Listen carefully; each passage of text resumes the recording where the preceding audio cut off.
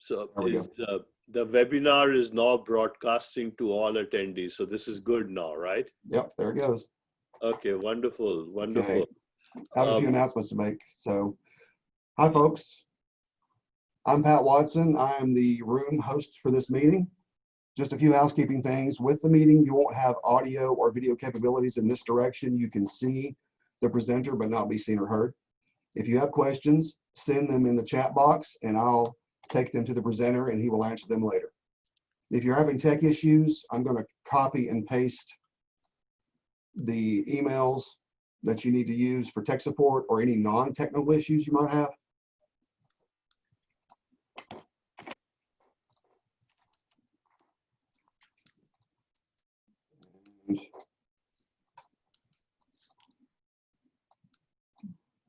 Bring up the chat box, just 1 second.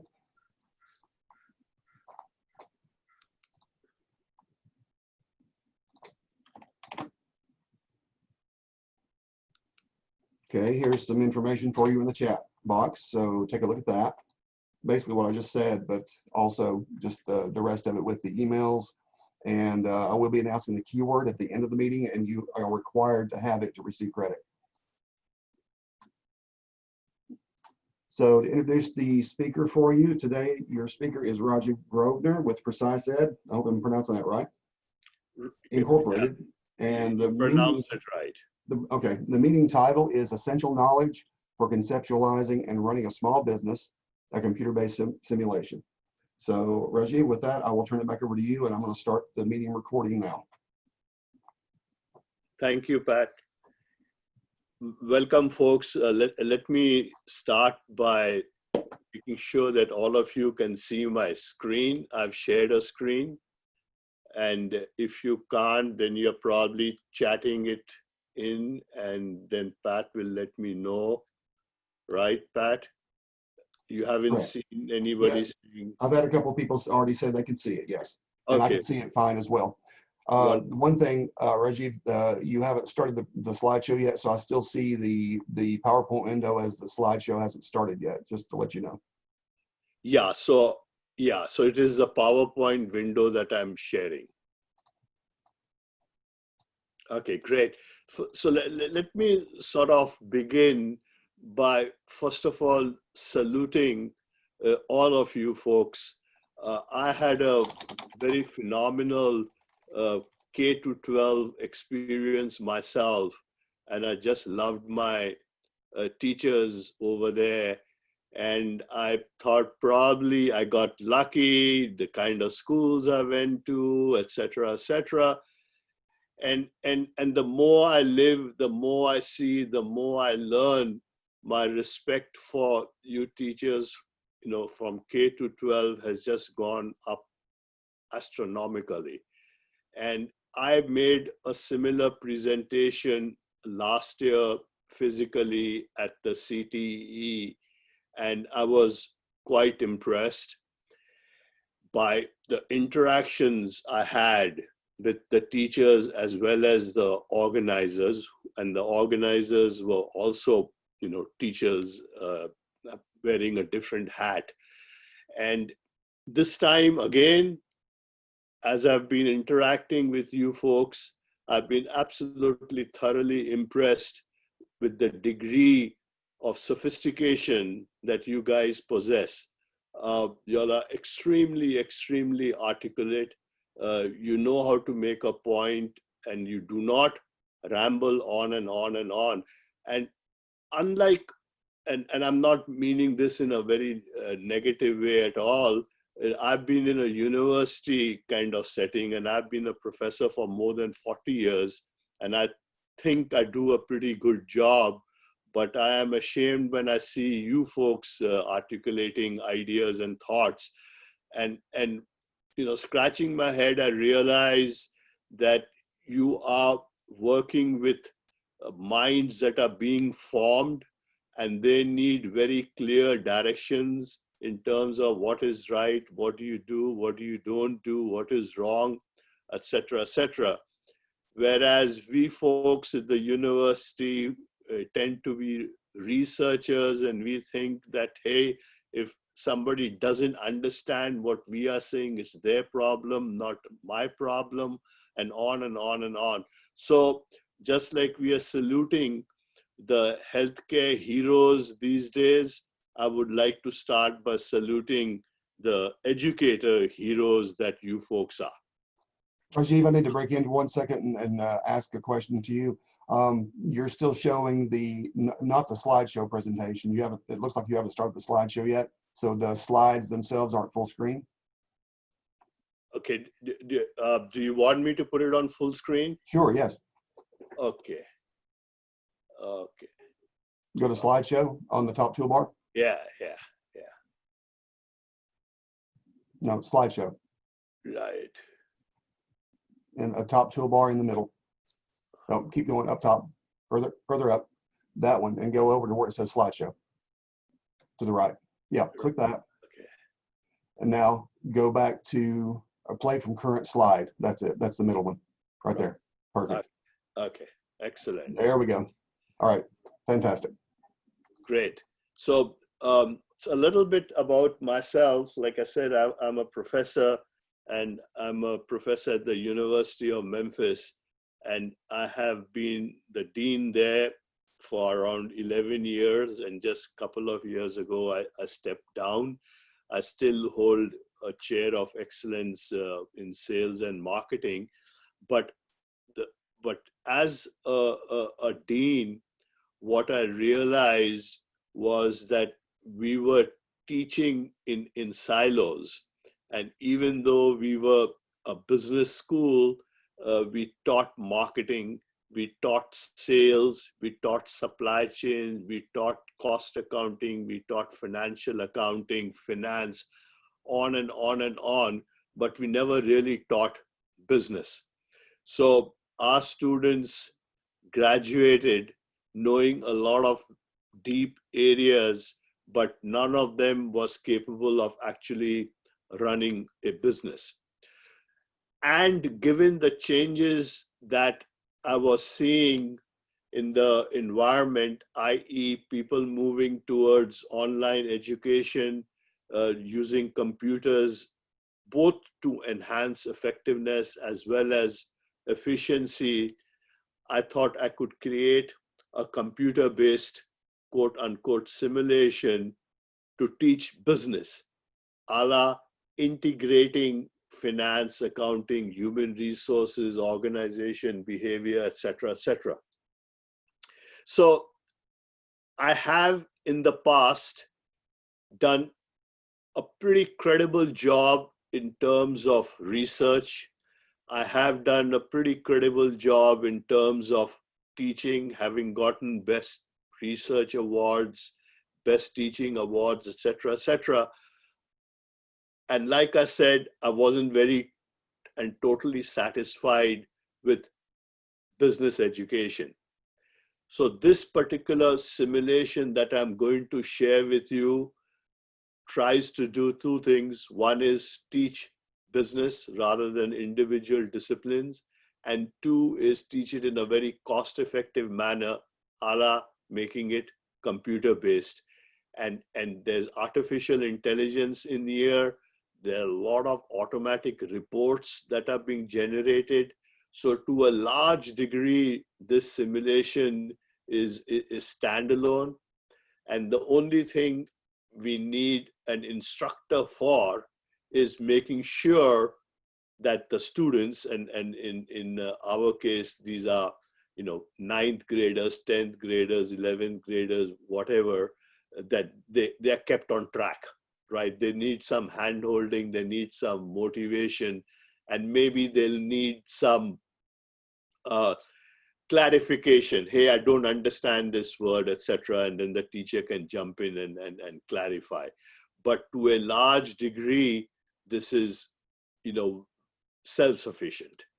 So it's a computer-based simulation on conceptualizing, launching, and running a small business. So there is a difference between a small business and a large business.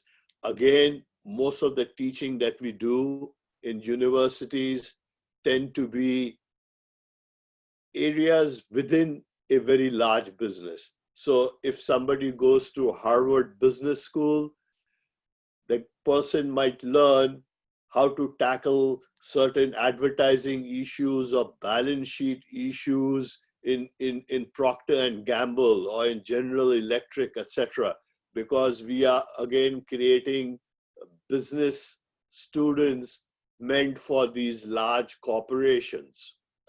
So in this particular simulation, I have taken a different approach, and the approach over here is somebody from high school gets out and wants to start a small business, or somebody from college gets out and wants to start a small business. What all does this person need to know to run a small business? Now, I have mentioned Harvard in my sentences a moment ago. The beautiful thing about this simulation is that if you're in a high school, it might take you 2 semesters to teach the students.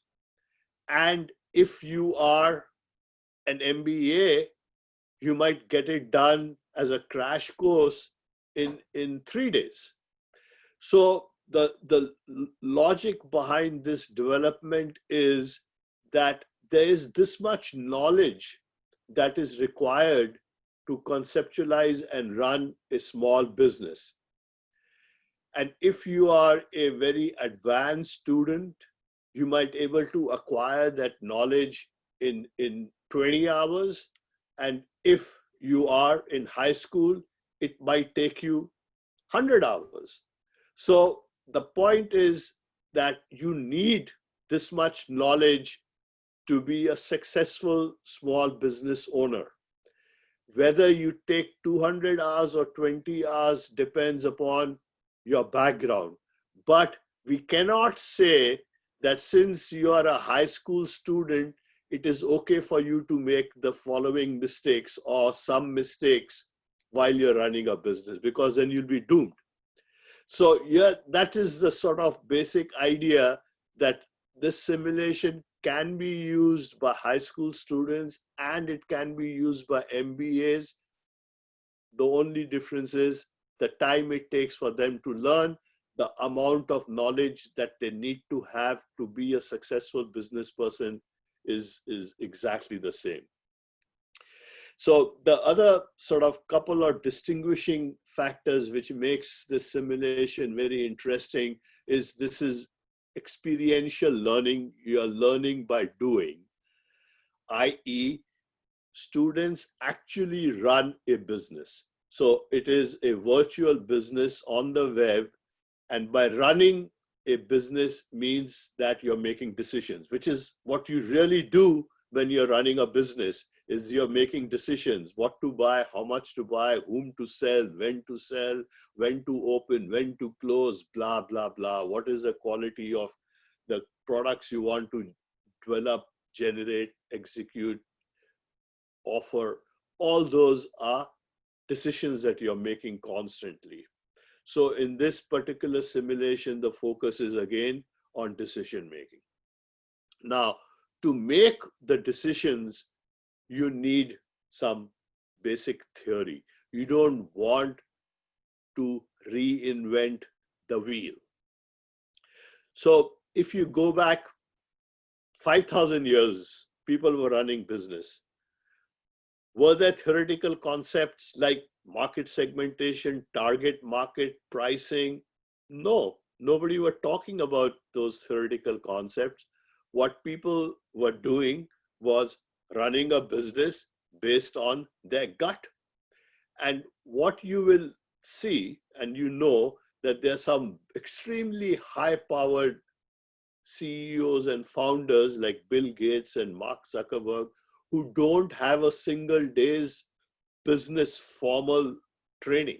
So they didn't go to a business school. In fact, they didn't even go to a college, and they ran very, very successful businesses. So to a large degree, running a business is quite intuitive, right?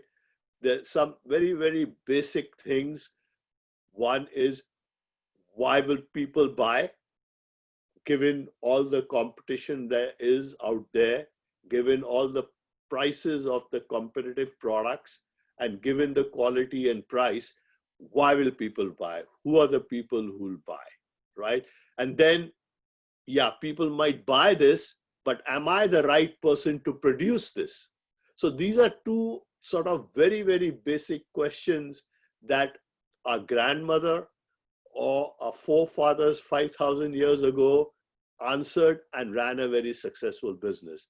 But the problem is, even though business can be quite intuitive, a lot of businesses fail because people's intuition is not always correct. So instead of getting people to learn by making mistakes in real life, i.e., sinking tons of dollars in there, what this simulation does is that, hey, here are some good practices. Here are some theories out there that people have already put forward for you to consider when you are conceptualizing your business or when you're launching your business. So please do take these into account so that you don't make the mistakes. And on top of that, this is virtual. So even if you make mistakes over here, it's not going to cost you too much. So as compared to getting into a real business in real life, where mistakes can be really, really costly, and if you run that business intuitively and not have any theoretical ideas behind you, the chances of making mistakes are high, and those mistakes are costly. What we are doing in this virtual business is that if you make mistakes, fine, they're not costly at all. Two is, we are also giving you some theory. That theory might not be applicable. So business is not like a hard science where you take hydrochloric acid and you take sodium hydroxide, you combine the two, you get sodium chloride, you get water, and you'll get that every time you do this. You'll get that in India, you'll get that in China, you'll get that in US, etc. So it's not a hard science, even though there are some theoretical concepts that help you.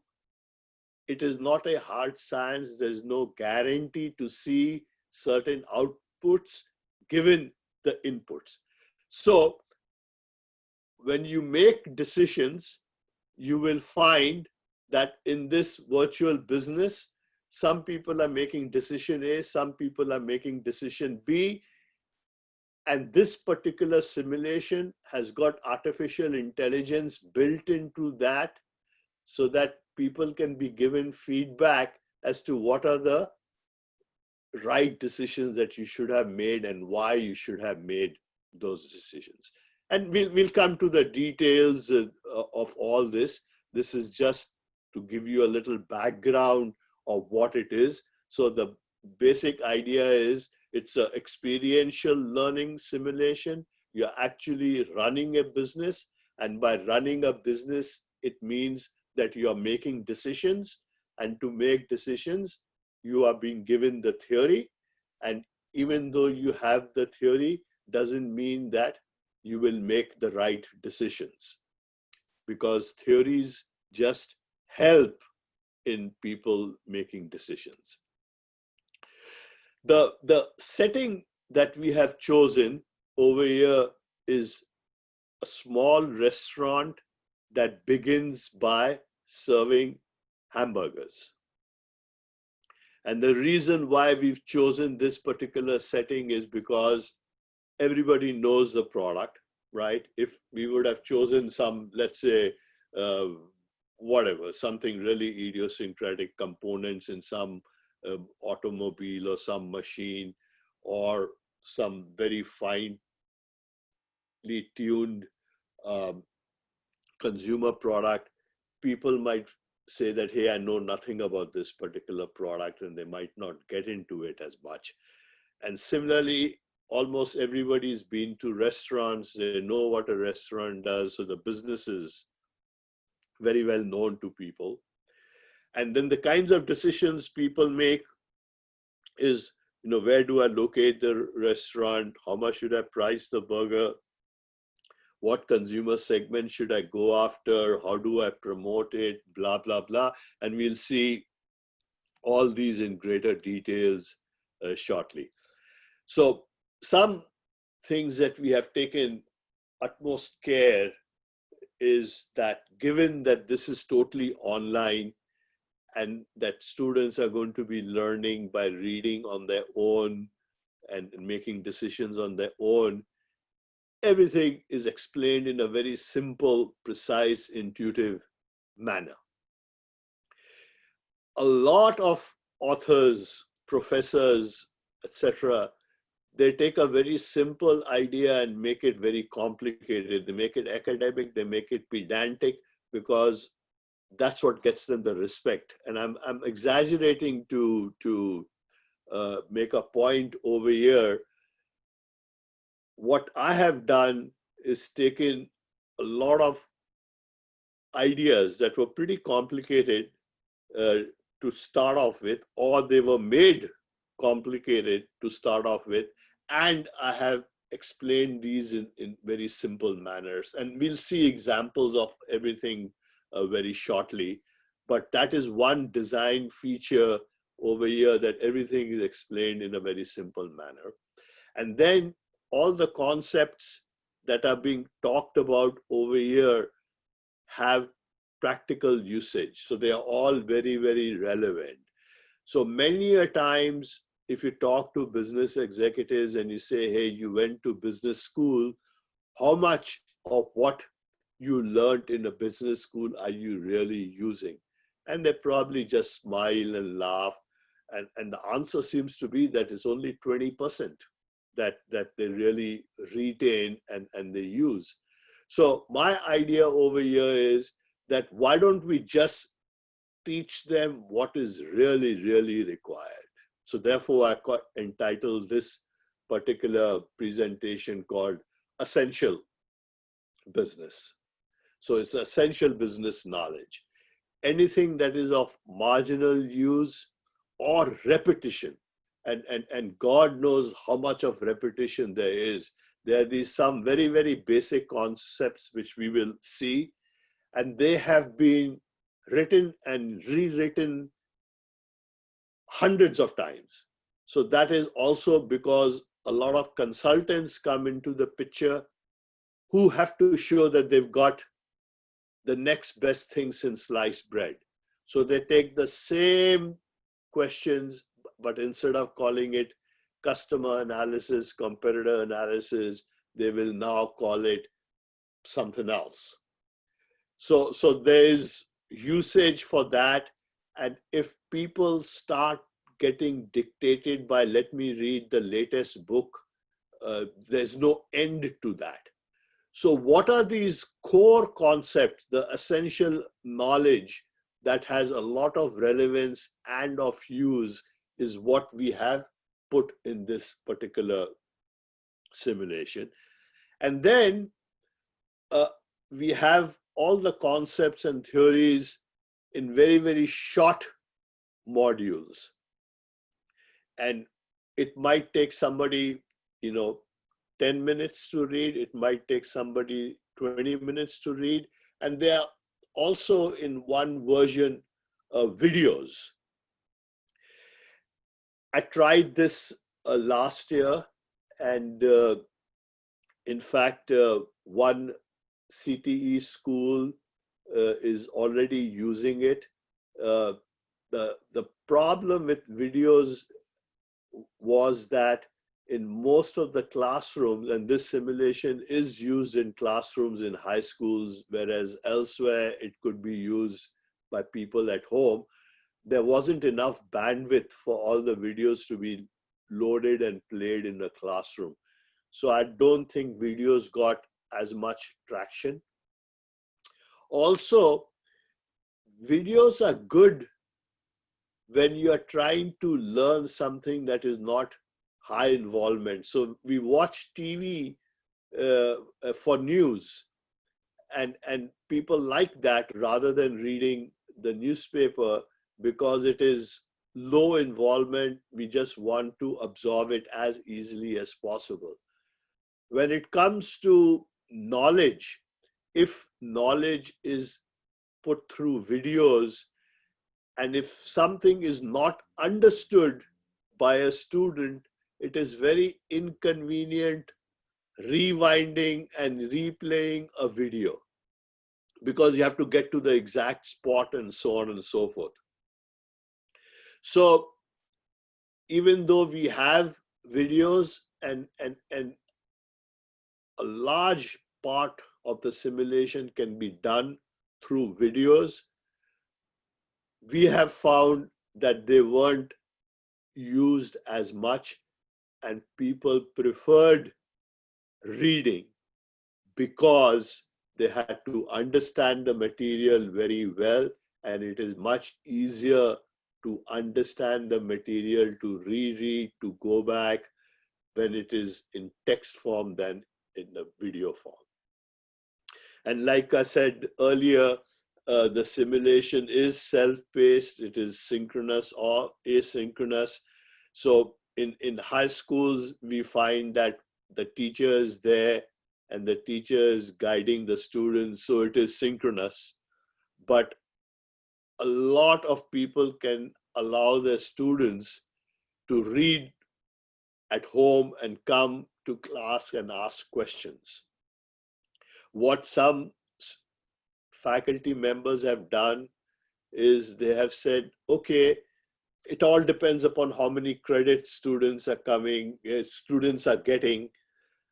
So in some places, students are said, okay, here is a burger restaurant and we're going to go through this burger restaurant, and I want you guys to tell me, what are you interested in? And why don't you develop a plan for your business while y'all are learning through this particular simulation? So when this simulation talks about target market, you tell me you want to start a nail salon, what target market will you go after? In this particular simulation, here are the options for choosing a location. You tell me for your nail salon, what are the options you have? Where do you want to open your nail salon? Or in other words, a few instructors are saying, learn with this simulation, but simultaneously keep developing a business plan for whatever business you want to start. So the other thing is that the concept are presented as the need arises. This is based on real-time problem solving. And the idea over here is that when people are reading the theory, because they have to make the decisions, they see the relevance of the theory much more. So it's not that you're learning theory and then trying to apply. Over here, you're learning theory because it is required. You have to make a decision. You say, oh my God, I don't know too much about pricing. So this is a good idea that I'm learning about pricing. Okay, so what I'm going to do now is I'm going to share another screen which actually goes through the simulation, and you will get an idea of what all is covered and what the flow is like, and then also very quickly show you what reports are available for the students, what reports are available for the instructor, etc. So everything is there in this particular deck. So you have this deck so that you have everything with you. But I will show what is there in this deck via the actual simulation so that you can see what it looks like. And then if you are interested, shoot me an email. I'll give you user ID, password, so that you can log in and actually check the simulation out for yourself. But the next few slides, which you can read on your own, talk about the various theoretical concepts that are covered in this particular simulation. They are essentially everything you need to know to run a small business. So, a quick thing that within this particular simulation, software packages have been designed and integrated. So accounting package, break-even analysis, etc., everything has been integrated in the software package itself.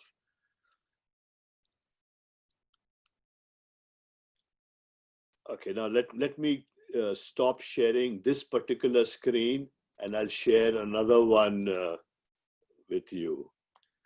Okay.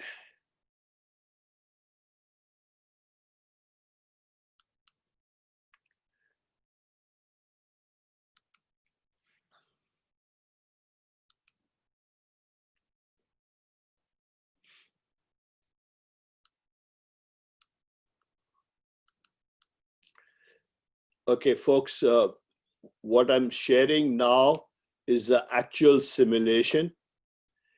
I have logged in, and this is a virtual business simulation.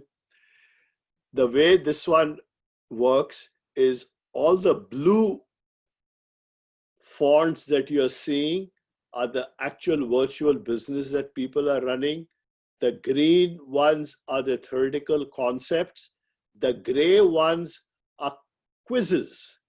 So people can quickly check for themselves how much have they understood of the theoretical concept.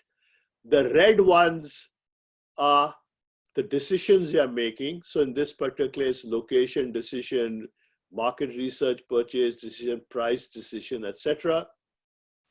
The purple ones are students giving a short answer that is focused on the pros and cons of that particular decision. And these short answers are evaluated using artificial intelligence. So the idea over here is to promote the critical thinking of students. So we just don't want students to randomly go ahead and pick something. We want them to articulate what are the pros and cons of each of their decisions. And then what the simulation also has, and these things are in gold, these are unpredictable, unforeseen changes in the environment that a business owner cannot control. And this gives the flavor of the simulation being really, really real. So let's start over here. So the students start by clicking on the first one, and here is basically what is the virtual business setting, that you are around 50 years old, you've got XK saved in a bank, you have midlife crisis. So this is a sort of situation that the students are reading. And you are a master griller. Everybody thinks that you make hamburgers that are par excellence. And your friends and family members have been saying, why don't you start a burger business? Why don't you start a burger business, right? So given that you're facing a midlife crisis, you say, okay, let me look into this. And this is what I mean by everything is done in a very intuitive manner. So to make the primary decision on whether to open a restaurant or not, you need to make several other decisions, i.e., in what area should I locate my restaurant? How much rent is affordable? How much should I charge for the burger? What type of customers should I attract? What other products do I need? Blah, blah, blah. So basically, if you see all this writing, it is exactly how, like I say, a grandmother would think. So you click next after reading this page, and then the next thing is strengths and weaknesses. So what are your strengths? That you have $50,000 stacked away, that you are a master griller. And your weaknesses are that you never ran a restaurant ever before. And then you see these green links over here. Strengths and weaknesses are all relative to competition and depend on the strategy under consideration. There are various other terms like resources, capabilities, competencies that are used to further describe strengths. Click here to read more about resources, capabilities. So here are a couple of points over here. One is that business vocabulary is not being sacrificed in this simulation. So I am not training people to be successful small business owners, but they cannot communicate with a banker or a lawyer or a CPA. What I am training is also making them very knowledgeable about how business people talk. So the vocabulary, which is extremely important in communication, is also introduced over here. But instead of having a 800-page book on resources, capabilities, and core competencies, out of which 795 pages are pretty much unnecessary, I have distilled down, and if you read this, it is very, very simple, very, very clear into literally a couple of pages. Basically, what this one is telling you is, who the heck are you to open this restaurant, right? What are your capabilities? Over here, currently it is making good burgers, but do these capabilities transfer into making good salmon sandwiches, making some other good sandwich, etc.? So all again, very simply stated. After you read the theory, you go back to the simulation, you go next, and then there's a quick test of knowledge. So you can actually answer questions over here, and students can be graded, and it's all automatically done. You answer these questions, you go there, and I'm going to just randomly do this. And at the end of any quiz, you will see that it is being automatically graded, right? So the first question is wrong. Here's the right answer. So students are immediately given feedback on what is right, what is wrong, right? So here is what the quizzes are looking like, and it's all done automatically.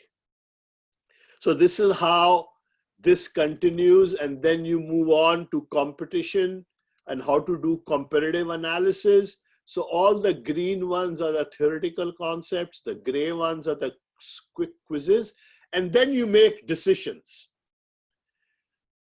right? This one right here, break-even analysis, I'm highlighting because there's an Excel spreadsheet in there. So the purpose of a business is to make money. A lot of time, students and even smart people, they get so enamored by the product they want to market that they forget that the goal is to make money. So what are your costs? How much do you need to sell to recover the fixed costs and the variable costs? How Rajiv, much this is Pat. Sorry to interrupt. You have 5 minutes left, and you have one question so far.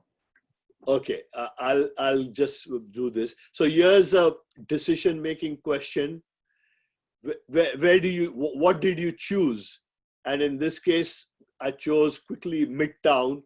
And here are the AI input. What are the pros? Write down 3 pros.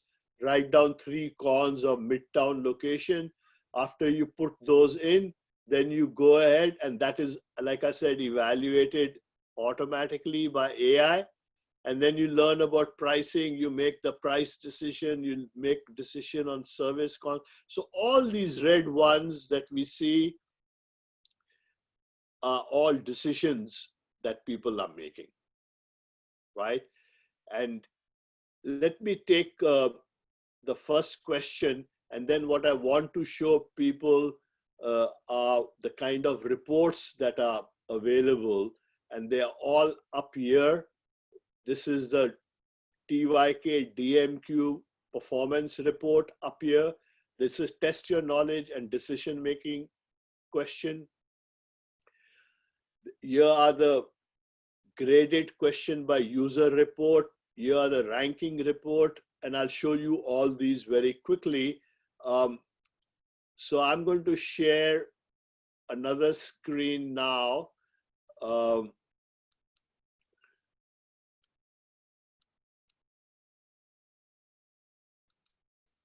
This is back to the PowerPoint. Each decision that you make is also evaluated for its quality, whether it's good, bad, or not so good.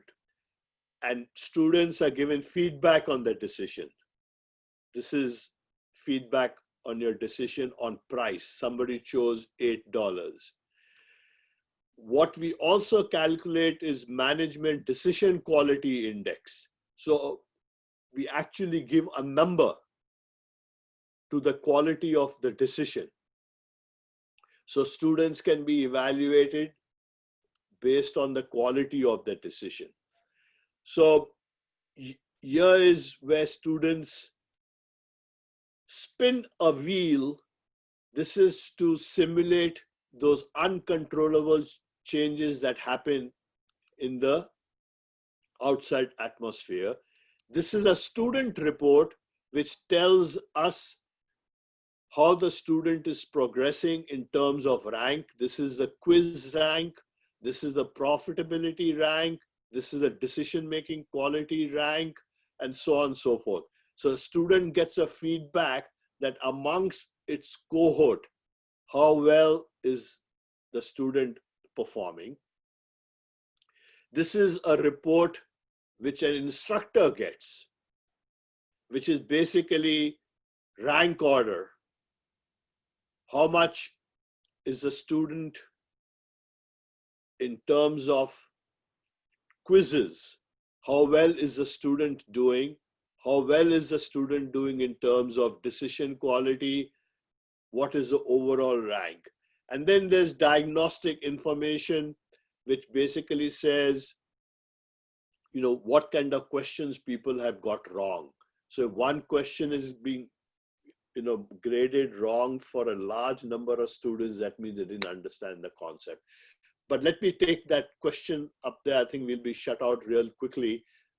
Pat, what's the question, please? Yeah, actually, Rajiv, you have 4 questions now. I'll give you the first one. This is from Stephen Williams. Is there an offline version of the virtual business? No, I'll give you user ID passwords. So you guys can actually go and do it online. No, this is all online, real time. Okay, your second question is from Emily Gullidge, I think it is. Can students compete against each other with their businesses? Yeah, so they're not competing against each other in terms of, you know, like some simulations out there. And this is a very good question, but they are competing against each other in terms of knowledge. So this one is going to be offered for credit. This is not offered for fun. So the answer is yes, they're competing. They're competing in a traditional way, who has mastered the knowledge, and the knowledge is being evaluated through quizzes and decision quality. Okay, last 2 questions and we're out of time, but let me go ahead and give the keyword now. We won't get kicked off right away, but we'll happen at some point. The keyword for this session is calendar. That's with a capital C, calendar. So your next question, Rajiv, is from Kimberly Cook. It's, do students need special software? No, it's all online and it's all free. I will give you guys, the professors, the student ID and password. So each student will have a unique user ID password, and the instructor, you folks, will able to see exactly what any student, every student is doing. So they'll get free access. They need online, they need internet connection. Okay, actually, you just answered the last question. It was, is it free or just a free trial? So you answered that last But question. it's So, totally free. This is a public benefit corporation. I'm doing this. Basically, it's like Robin Hood, right? So the people who can afford to pay, pay, and people who can't afford to pay, don't pay. But by design of the organization, Tennessee students are free. fantastic. Okay, folks, we're out of time. I gave the keyword a minute ago. I'll give it to you again. It's calendar with capital C. And thank you all for being here. And just a reminder, the session is recorded and it will be available on the recorded sessions tab on the GTR platform's website by the end of today. Rajiv, thank you for the presentation. Thank you, Pat. And guys, shoot me an email if you want to fool around with the website.